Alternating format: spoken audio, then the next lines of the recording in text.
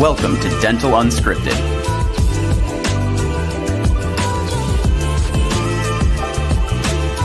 Where Mike Dinzio and Paula Quinn break down the practice ownership journey, one episode at a time.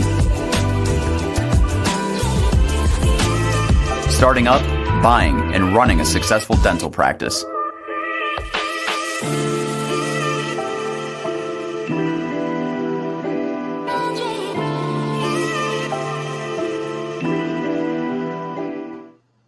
What is up, guys? Welcome back to another episode of Dental Unscripted. As Matthew McConaughey would say, is all right. Let's get this party started. We got another episode coming at you. Today, it's just me and Paula, and we are going to battle. This is a battle of the brains, battle brains. We thought it would be fun to talk about what KPIs are most important to dental practices. And if you guys know anything about how Michael and Paula coach, I'm the more financial marketing guy. Paula's all business, all operations and clinical. She is all business, but she's all clinical, all operations. And so we have our things that we look at when we're coaching our clients. And we thought we would have a little fun today and just totally go unscripted. But before we get into it, little housekeeping. If you're watching this on Dental Startup Unscripted or Dental Acquisition Unscripted, get over to the new channel. It's called Dental Unscripted. It's one channel, and we're going to talk about all things startup, acquisition, and practice success, practice consulting topics. So thanks again for following and being a part of the program. And make sure that you actually write a review if you like our program. Subscribe, pass it on to a friend. But it's great talking to you all when you guys call me, and you already know the program, and we want to make sure that we don't lose you. So get over to the new channel. So Paula, hi, how you doing today? I'm great. Great. Ready. Are you ready? Are you ready to battle today? I'm fired up right now. I don't even know what to expect, but we'll go with it. We'll do it. We're just doing it. This is totally unscripted. So, let's start it by just kicking it off with you. When you are looking at a practice, one of our clients, and you're using all of your brain power to figure out how to move the needle, and there's 100 things that you could tweak and levers to pull and whatever, what are some of the things on the clinical side that you think are super important for practices to pay attention to in your whole world? And I bet you I have better ones. So what's your first one? Go. First one would be hygiene reappointment rate. Of course, because you're a hygienist. So why is that important? Because it is the heartbeat of the practice. It's why patients come. So every dollar out of hygiene equals 2 to 3 in restorative. And if we're not seeing patients out of hygiene, doctor doesn't get to do exam. There's no restorative, and we all go home. So hygiene reappointment rate. So what you're saying is the hygienists are the most important people in the world to a dental office. It depends on who's reappointing. It could be the front office. Then they're the most. Okay. So that's interesting. So it's not really the hygienist, but it's really just about the patients that come into the door for their cleaning and how many of them reappoint. Yes. I mean, I would suggest the hygienists. They are the ones that typically have a deeper relationship. But yeah, it's just getting them reappointed. People get off track really easy. I mean, I've seen practices where, again, we're talking to a bunch of dentists here, so I can talk about money or maybe hopefully hygienists. If insurance reimbursement is twice a year and somebody gets off track, not only are we not taking the very best care of the patient, but now that twice a year benefit, we're using it less and less. And maybe over a 5-year period, we only use 4 of the cleanings instead of, 10 that we could have used or whatever. I'm exaggerating there, but I've seen it happen again and again. And quite frankly, if you don't get them back on the books, you create more work for somebody having to fill the schedule, track them down. And we've seen it 100 times where that patient becomes no longer an actual active patient because they haven't been in the practice forever. So they're probably going to go elsewhere if we're not keeping them in the practice. So yeah, you better not steal one of my KPIs. Yeah, I feel like you're on the brink of taking one of my KPIs. So don't you? I'm sticking to it. I'm just saying hygiene reappointment rate is super important. What about you? What about you? My brain goes to financials really quickly. I mean, maybe it's the ex banker in me, but I think profitability. I think, what are we doing if we're not making money? And one of the things that I have our clients look at is wages in relation to collections. And as you all know, this is actually a very complex KPI because there's production, then gross, and then there's net, and then there's collections. So after all the waterfall, the write-offs, blah, blah, blah, you get to the brass tacks of how much the practice collected. And you compare what you collected to how much the team cost you. And in every single business, wages is most businesses, unless you're tech, I suppose, but most expenses are people, me and you, our team, you name it. And it's no different than any other business typically. And what I try to get my clients, and depending on where you're at, our clients, I shouldn't say my clients, our clients, what I try to get our clients to think about is if collections is down, wages should be down. And when collections are up, it would make sense that wages would be slightly up or maxed out. And if you can manage that right there, if you could manage wages to fluctuate with collections, you'll make more money. But if every single month your wages are 50,000, let's just say, that would be a big practice, like 20,000. Let's say your payroll is 20,000, and you collect 80,000 one month and 50,000 the next month, and then 100,000 and then 30. Man, like as a business owner, that's super stressful because you're making money and then you're losing your ass, and then you're making a little bit and then you lose your ass again. So like if we could just look ahead in the schedule and just see what we're scheduled to, and if you can see that you're not scheduled for some production, hey, maybe it's a conversation with your team that says, hey guys, let's leave early, or hey, let's close down Friday and move those patients into Thursday or next week. Because if you're willing to do that, then you can lower wages that match your collections. And it's okay if collections go down. It's okay. That's normal. Business is up, business is down. Same in our business, right? Collections are up, collections are down. But if you can control that wage, you make more money. So that's mine, is wages. You're probably going to ask, and I'll just beat you to it, where do I want your wages to be? That's a tough question. Yeah, you didn't ask me where you want my reappointment rate to be. Oh. But I was going to ask you because I was curious. Michael, where would you want those wages to be?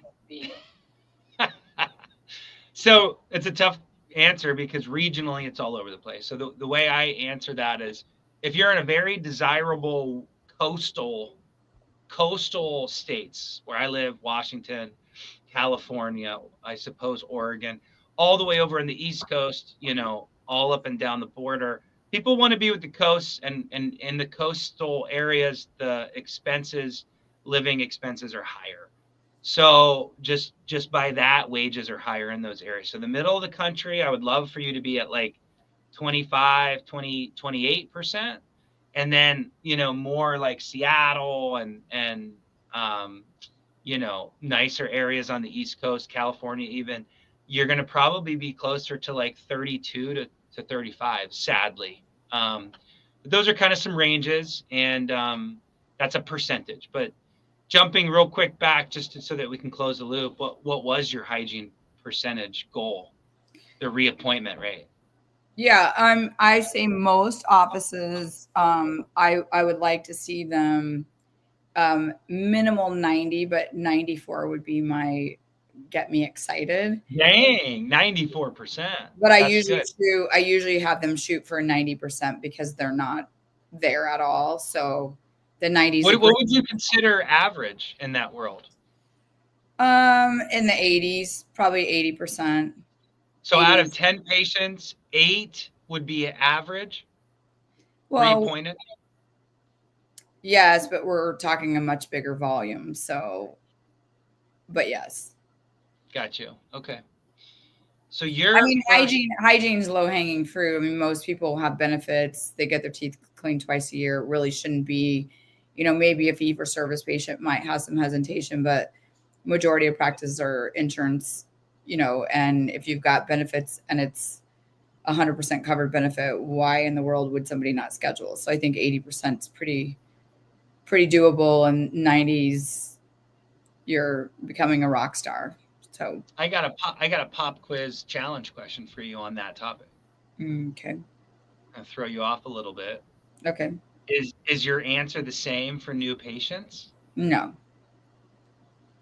You passed. Why? They don't know you, don't have a relationship with them. Typically, some of them might be coming in on some kind of special. Just there's a lot of things. Usually, new patient average is probably about 50%, and then top, well, actually, probably even a little lower than that, 40-50%, and then top is 64%. So, Ew. I didn't realize new patient hygiene reappointment rate was lower than 50% on average. That's nasty. Yuck. mhm. Yuck, yuck, yuck. I'm going to get into some marketing KPIs, Wait, but I didn't get to do my second one. no, you are. My I'm turn. just, you are. I'll touch back though on this topic of reappointing new patients in the hygiene chair. Mhm. So what I heard you say, just to jump back and put an end cap, is Paula wants you at 80+% No, existing. 90. Okay. Paula wants 90%, but the average was 80 is what I heard. Abs- And of existing patient hygiene reappointment. But for new patients, she wouldn't be surprised if 50% of your new patients reappointed, and she would love at least 60%. Is that what I heard? Yeah.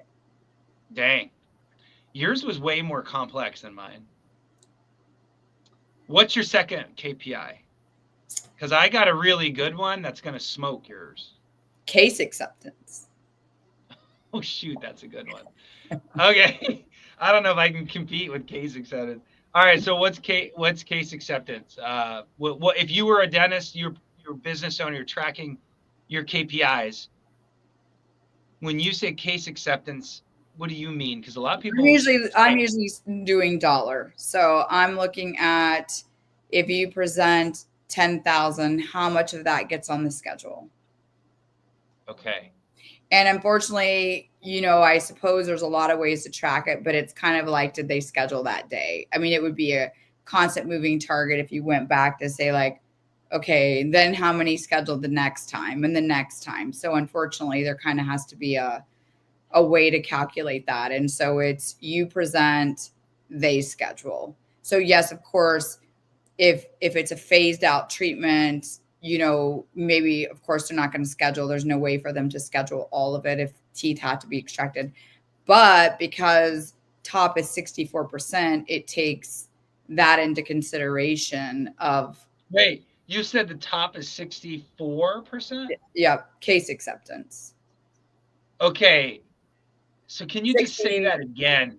Mhm. Say how you define it, because I know for a fact there's listeners driving to work right now and they're like, dude, I have 80-90% case acceptance, I'm awesome. And you're saying that the top is 60, 60.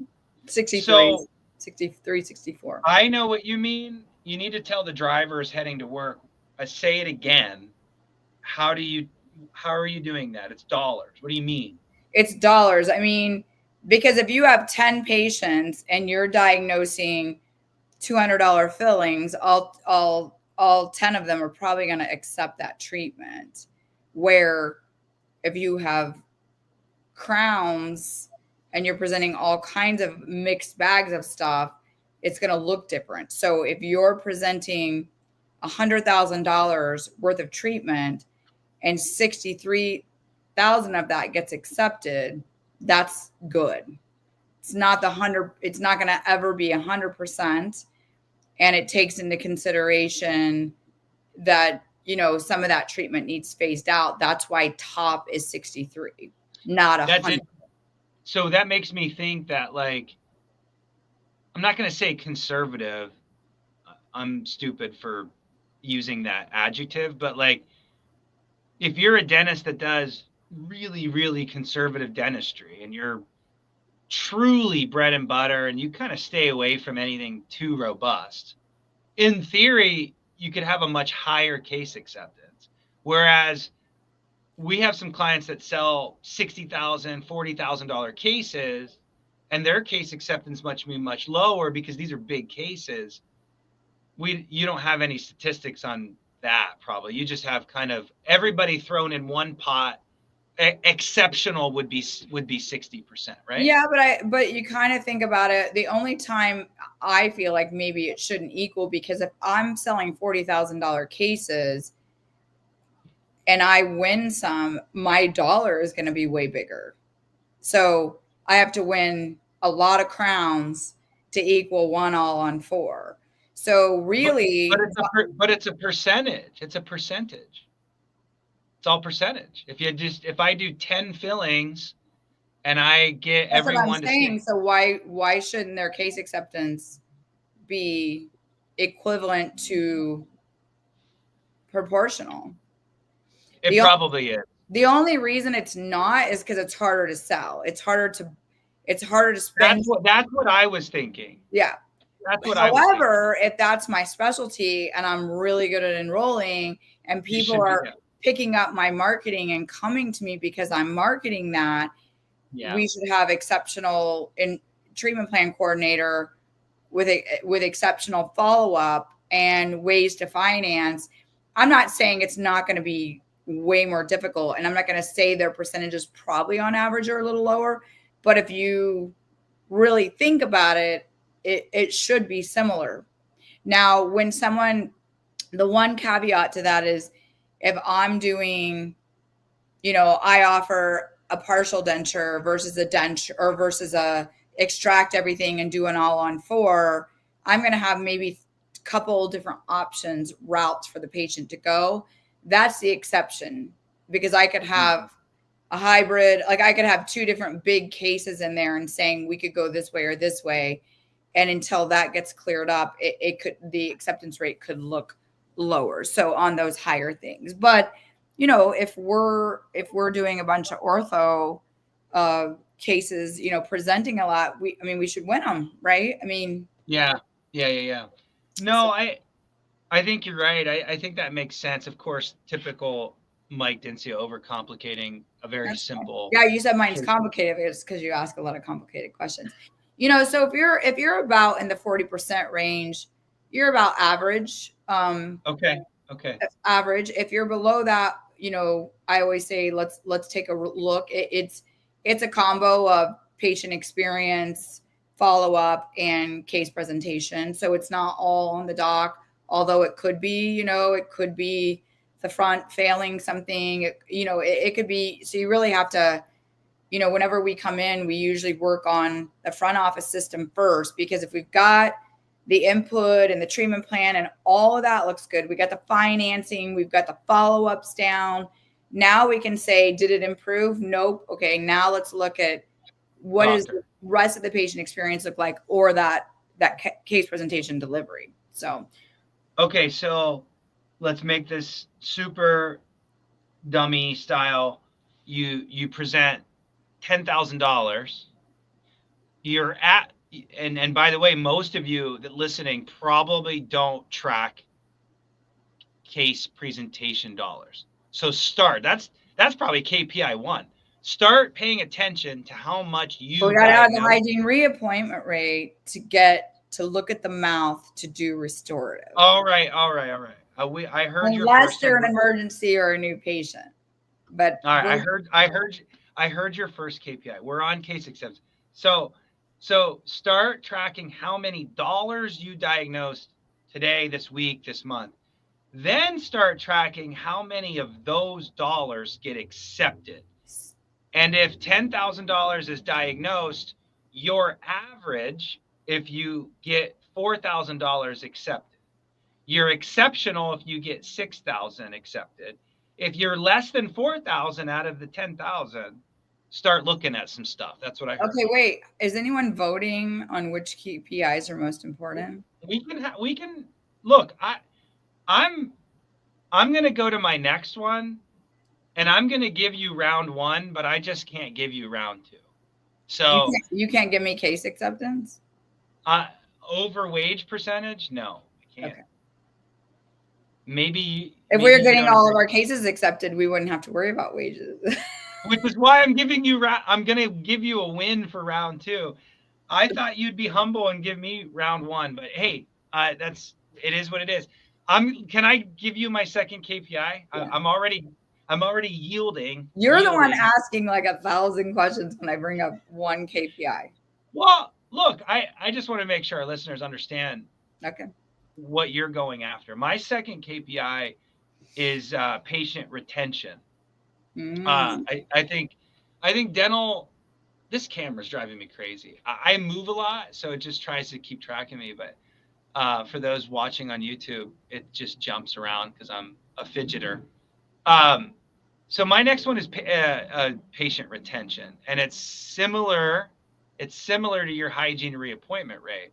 It's very similar. It's mashed together, which I thought that's where you were going to go. I'm glad you did it.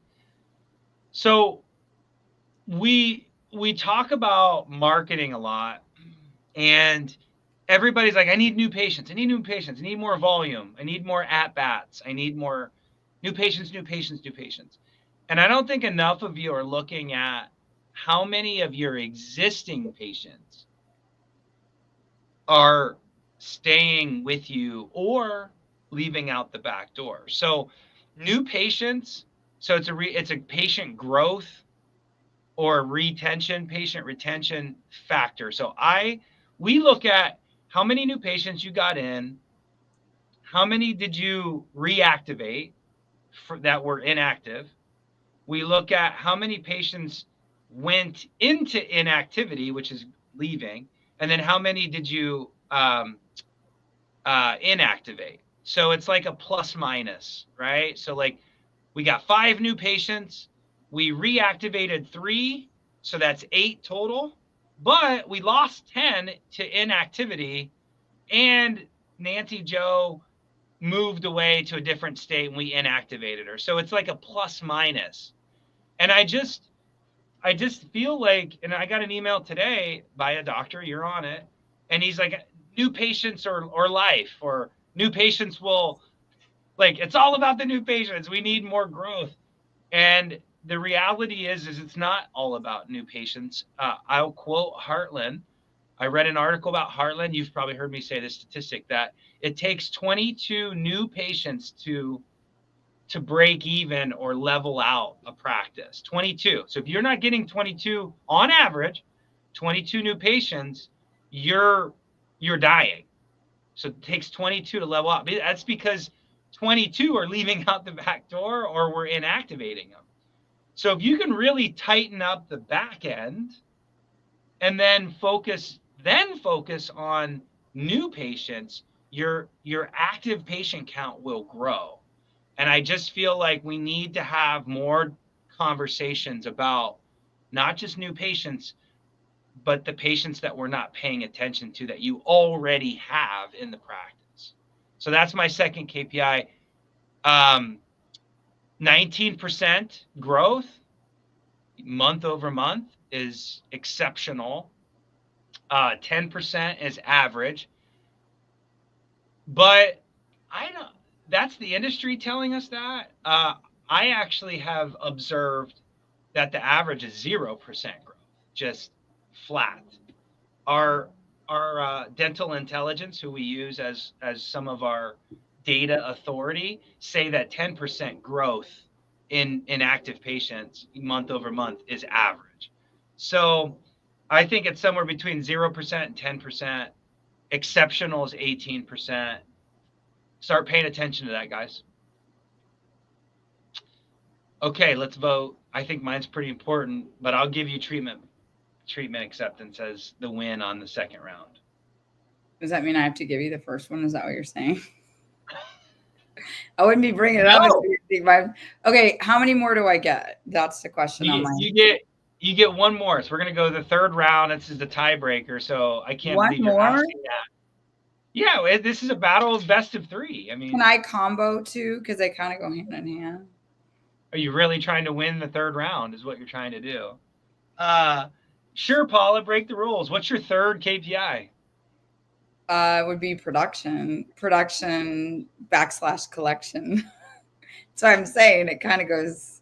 They are 2 different KPIs. What do you mean? So, okay, so what do you mean? So doctors, everybody always, and I get it. People are saying, well, production doesn't mean anything, net production. So we'll say, let's schedule the goal. What are your production? And they'll say, well, what about collections? But I can't schedule to collection. Collection is done on the back end. And it's also sometimes insurance driven. And you hope at the end of the month or, it'll go up and down, and some months will be even and some will be up and some will be down when it comes to collections, because it really depends on when did that check hit, the account. You're waiting on insurance. But if we're really, really tight in collections, it shouldn't take any more if it's an EFT, electronic deposit, to if it's check, no more than 6. So we're talking about, we average out about 30 days. We should be doing that. And then you're always chasing last month. So you would hope that those collections would come in. So I always focus on net production because it's really the only stable thing that we can control. And then the collections, if we're all doing our job, should ultimately equal that over time.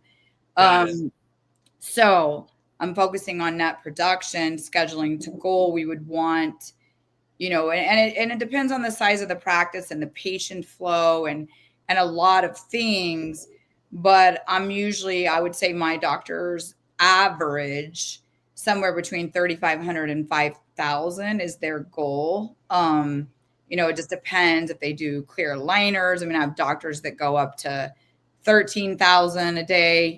It's all over the place. But I think that the important thing is you've got to look at quite a bit of metrics to get there. And then once you know what you want for the year, you waterfall that backward by the day. But that's an important KPI, that you're coming in every day and you're looking at that production and saying, did we hit it? Because usually if we hit it and we're doing our job on collections, again, we're going to be hitting that. But you can't, if you're looking at collections, it'd be maybe 2,000. So anyways, I feel like production is a huge driver. Production per day. Is a huge KPI that you should be looking at. The whole team should be looking at every single day. Yeah, I don't think anybody can compete against production per day. So I no matter what I say, you win round 3. And I think you, in my defense, my first KPI was about collections compared to wages. So it's kind of related, but yours is collection and mine's production. I feel like it's such a dirty move choosing production per day, but okay, fair enough. There were no rules, nor a prep, so I had to go with it.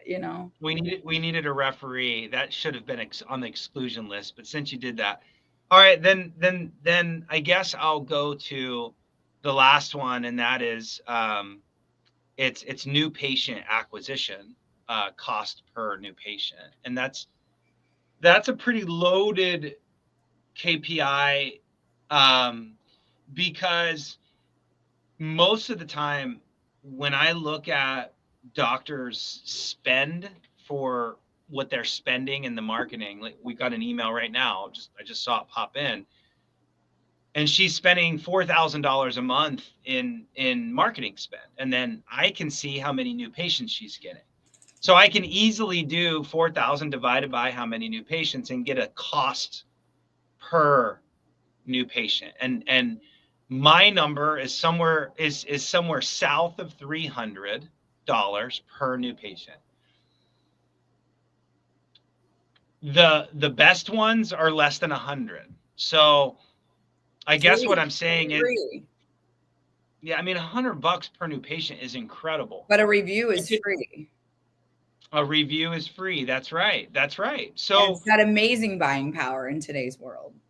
yeah, I mean, that's why reviews are so important, because that's free marketing. But to that point, if you're doing external marketing, you guys, you have to track where your new patients are coming from. That's probably the number one thing that we really stress in any office, is like, if you're not tracking how these patients hit your books, like, what are you doing? Because what happens is you end up spending a lot of money, maybe like this doc who's spending $4,000, and a lot of it's just going to stupid activity. And the strategy needs to be figure out what works, figure out what doesn't, cut what doesn't, and double down on what does, and track it. And I'll leave you with this. And But I I already have gave a comment to make before you leave. Well, there's a lot of comments to make on this topic, but thank you for trying to steal my KPI. You made lots of comments on my KPIs. The thing about it is like, if your referral sources are vague, so like, for example, a new patient goes online, signs up, how did you hear about us? And they click Google. That's very vague, Google. And you could have driven by the office and Googled. I don't know. Was it the sign that made the call? Your friend could have told you, oh, Lakeview Dental Office. And then you Google that. Well, it was really your friend who referred, but I Googled it. It could have been an actual advertisement that you paid for. That's probably what you mean when you say Google. It could have been the postcard we mailed you, and then that patient Googled you. And all the patient said was Google. So you have no idea what Google means. And that's a perfect example of being too vague. So drill down on where you're getting these patients, and then truly figure out the ROI, return on investment, of what marketing your marketing is doing. So yeah, what did you want to add to that, Paula? Well, I just wanted to add, circling back around to case acceptance is Just mention about her KPI. When you're doing this marketing and you're putting in the referral source, it's also measuring, marketing is a lead that's brought in. How your team and you handle it is up to you. So once you get the rear in the chair, you may only get 5 patients out of that marketing strategy. But if those 5 patients equal $50,000, you've got that measurement. And then did you close those cases? Are you good at enrolling? So there's so many things that go into marketing. We'll have doctors all the time say, well, that didn't work. It's like, well, how many patients did you get? Well, 5. But what's the dollar amount you got out of that? And I think I'll call you out, because even when you owned, we tried a mail campaign, and you know where I'm going with this story. You did not want to do the mail. It was very expensive. And I'm like, you got to try it. We drop a ton of mail. Paula just owned a practice. She, just like any buyer, was being very conservative with her spend, trying to maximize profit. You did all the things everybody does. It's not wrong, but marketing It was your money now. Yeah, it's your money. So we do the mailer, and it by the numbers. And by the way, that was my KPI, $300 or less per patient. But you'll notice the cost per patient is different than production per patient on those. And so that's what you said, Paula. And so, like, let's say we do a mail campaign. So I learned a lesson. And now you did. Now it's part of my spiel. That's right. Let me close the loop though. You only got like maybe 5 patients on that mail campaign. And you're like, that totally sucked. That was like, it cost me whatever, call it $800 per patient. That was the cost of each patient. You paid $1,000, you got whatever, right? You paid $5,000, you got 5 patients. That'd be $1,000 per patient. Not very good. But one of those patients was like a $10,000 case. So absolutely it works. That's what you're saying, Paula, is you got to look at it two ways. And I agree. You stole my KPI. So it's cost per patient. No, you were wrapping it up. You said I'm wrapping up. I actually enhanced your KPI. You could have won. You might have won that round now. Because I are you saying that I win the third round? No, I'm out of the audience. Yes, I won the set. I didn't say that. I said I enhanced. You might have. You did enhance. So it's cost per patient and production per patient, new patient. I think and acceptance. Acceptance. Okay, Paula. All about your KPI in the second round. All right, I hear you. Well, I concede. I'm not going to give you the third round. Let's put this out on social and have everybody vote. I think mine are great. We'll leave it to the third round for people. I think mine are great. Vote for me below. I love it. All right. Well, that's the episode for today. We busted it out in 36 minutes. I'm shocked that it took that long, but we probably could have debated another hour. Again, folks, KPIs to throw out there. I had to suppress it. All right. Well, thanks so much for your time, guys. Again, reminder: please like, subscribe, vote, write Google reviews. No, they do need to vote. They do need to vote. That's right. Stay tuned. We'll be putting out some more stuff later this month. Thanks, guys. All right. Bye. See you, Paula. I win. Definitely win. Bye.